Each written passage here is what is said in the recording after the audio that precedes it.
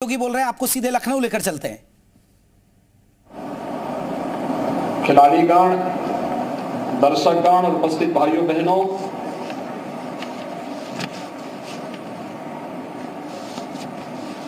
आदि शक्ति मां भगवती का पावन नवरात्रि का आयोजन वर्तमान में चल रहा है। मैं सबसे पहले आप सभी को नवरात्रि की हार्दिक बधाई देता हूं। अभी मैंने हॉकी के अपने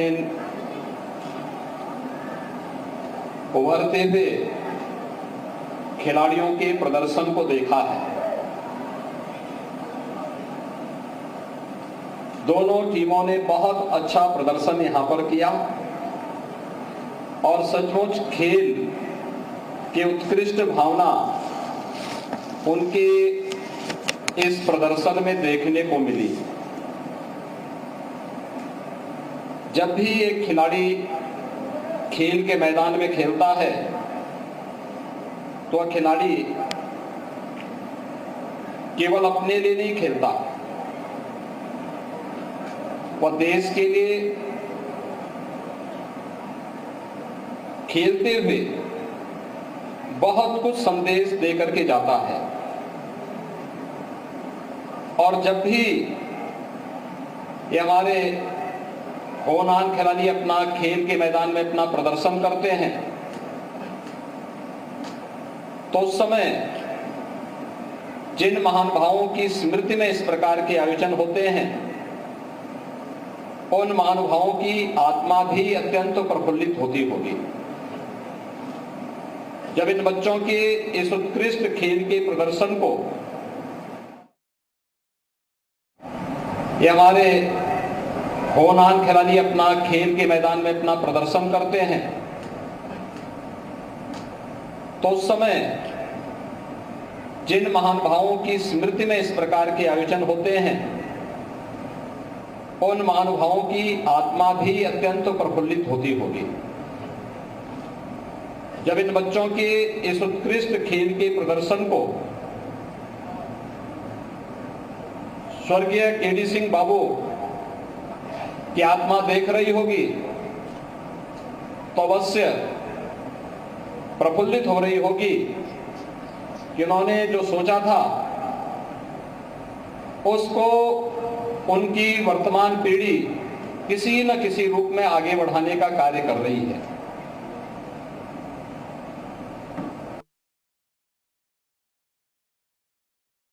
भारत का प्रतिनिधित्व करते हुए किसी भी ओलंपिक में या किसी अंतर्राष्ट्रीय प्रतियोगिता में भाग लेते थे तो उस समय पूरी दुनिया उनके खेल के जादू को देखते हुए झूम उठती थी। और यही कारण है आजादी के बाद 1948 में ओलंपिक में और 1952 के ओलंपिक में भी भारत ने गोल्ड मेडल जीता था। 1952 का गोल्ड मेडल उस समय भारतीय हॉकी टीम के कप्तान स्वर्गीय केडी सिंह बाबू ही कर रहे थे। स्वाभाविक रूप से हम सबको अपनी इन विभूतियों पर गौरव की अनुभूति होनी चाहिए। भाइयों बहनों, यह वर्ष हमारे लिए अत्यंत महत्वपूर्ण वर्ष है। स्वर्गीय केडी सिंह बाबू का यह जन्म शताब्दी वर्ष भी है। 2 फरवरी 1922 को लखनऊ के ही बगल के जनपद बाराबंकी में उनका जन्म हुआ था। और जब हम शताब्दी वर्ष में इस आयोजन के साथ जुड़ रहे हैं, विगत 2 वर्ष वैश्विक महामारी कोरोना से जूझते हुए व्यतीत हुई। उसका सामना करते हुए पूरी दुनिया की मानवता इसके खिलाफ जूझती हुई दिखाई दी। भारत के अंदर प्रधानमंत्री मोदी जी के नेतृत्व में कोरोना प्रबंधन का बेहतरीन प्रबंधन करने का प्रयास किया गया, जिसमें व्यक्ति के जीवन को बचाने और जीविका को बचाने दोनों के प्रबंध थे। फ्री में टेस्ट, फ्री में उपचार, फ्री में वैक्सीन, जरूरतमंदों को फ्री में भोजन की व्यवस्था, फ्री में राशन की व्यवस्था, ये सभी उपाय करने में व्यतीत हुए। खेलकूद की गतिविधियों में, शिक्षण संस्थाओं को प्रारंभ करने में कठिनाई हुई थी, लेकिन उसी चुनौती के बीच से रास्ता भी निकालना था। जब ओलंपिक में विगत वर्ष भारतीय टीम को एक बार फिर से प्रदर्शन करने का अवसर मिला, तो आजादी के बाद का सबसे बड़ा ओलंपिक दल टोक्यो